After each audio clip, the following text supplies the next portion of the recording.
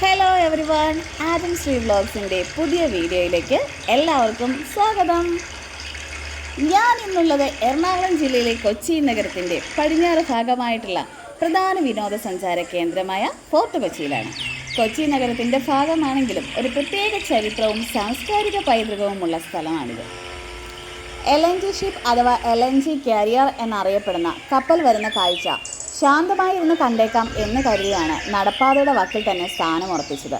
നടപ്പാതയുടെ ഇരുവശങ്ങളും കച്ചവടക്കാരാൽ സമ്പന്നമാണെങ്കിലും പല യൂറോപ്യൻ രാജ്യങ്ങളുടെയും സ്വാധീനം ഈ സ്ഥലത്തിനുള്ളതായി ഇങ്ങോട്ടേക്ക് വരുന്ന വഴിയിൽ തന്നെ എനിക്ക് തോന്നി. വിദേശിയെന്നോ സ്വദേശിയെന്നോ ഭേദമില്ലാതെ തന്നെ സഞ്ചാരികൾ ഇങ്ങോട്ടേക്കായി ഒഴുകിയെത്തുന്നുണ്ട്. കരകൗശല വസ്തുക്കളാണല്ലോ ഇവിടെ പ്രധാനമായും വഴിയോര കച്ചവടക്കാരുടെ കയ്യിലുള്ളത്. ഇവിടെ എത്തിയതിൻ്റെ ഓർമ്മയ്ക്കായി ഇവിടുത്തെ തനതായൊരു വസ്തു മേടിച്ചേക്കാം എന്ന് കരുതിയാണ് ഈ കടകളിലേക്കുള്ള എത്തിനോട്ടം. ഫോർട്ട് കൊച്ചി ബീച്ച്, പള്ളിവാതുക്കൽ പള്ളി, ഡച്ച് സിമിറ്റേരി, ചൈനീസ് ചൂണ്ടകൾ, പഴയകാല കെട്ടിടങ്ങൾ എന്നിവയാണ് ഇവിടുത്തെ പ്രധാന ആകർഷണങ്ങൾ.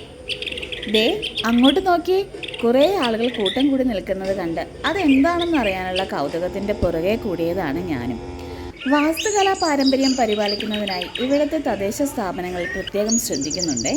പിന്നെ ഫോർട്ട് കൊച്ചി കാർണിവലിനെ പറ്റി പ്രത്യേകം പറയേണ്ടതില്ലല്ലോ. ഫോർട്ട് കൊച്ചി എന്ന പേര് വീണത് പോർച്ചുഗീസുകാർ ഈ അഴിമുഖത്തിന് അഭിമുഖമായി 1503 കോട്ട കെട്ടിയതോടെയാണ്. എന്നാൽ പിന്നീട് കാലക്രമേണ ഫോർട്ട് ഇമാനുവൽ എന്ന ഈ കോട്ട ഡച്ചുകാരും ബ്രിട്ടീഷുകാരും കൈവശപ്പെടുത്തി. കൊച്ചി മുസിരിയസ് ബിനാലെയാണ് ഇവിടെ നടക്കുന്ന മറ്റൊരു പ്രധാനപ്പെട്ട ഇവൻറ്റ്. ഈ സ്റ്റെൻസിൽ ഉപയോഗിച്ച് വിവിധ ഇനം ഡിസൈനുകൾ വരച്ചു കൂട്ടുന്ന ഈ ചേട്ടനെ കണ്ടപ്പോൾ അച്ഛൻ പണ്ടിത് എനിക്കൊരു യാത്രയിൽ വാങ്ങിത്തന്നതാണ് ഓർമ്മ വന്നത്. ഞാനന്ന് 6ലായിരുന്നു പഠിച്ചുകൊണ്ടിരുന്നത്. കേരളത്തിലെ ആദ്യ യൂറോപ്യൻ ടൗൺഷിപ്പായിരുന്നു ഫോർട്ട് കൊച്ചി എന്ന് തന്നെ നമുക്ക് പറയാം. എറണാകുളം നഗരമധ്യത്തിൽ നിന്നും റോഡ് മാർഗം 12 കിലോമീറ്ററാണ് ഇങ്ങോട്ടേക്കുള്ളത്. ഫോർട്ട് കൊച്ചിയിലെ പല തെരുവുകളും ആധുനിക യുഗത്തിൻ്റെ സഞ്ചാര വേഗമില്ല എന്നാണ് ഇവിടെ എത്തിയപ്പോൾ എനിക്ക് തോന്നിയത്. തെരുവും വിൽപ്പനശാലകളും സന്ദർശകരും നാട്ടുകാരുമെല്ലാം പതിഞ്ഞ വേഗത്തിൽ അവരവരുടെ സമയം തേടുന്നത് പോലെ.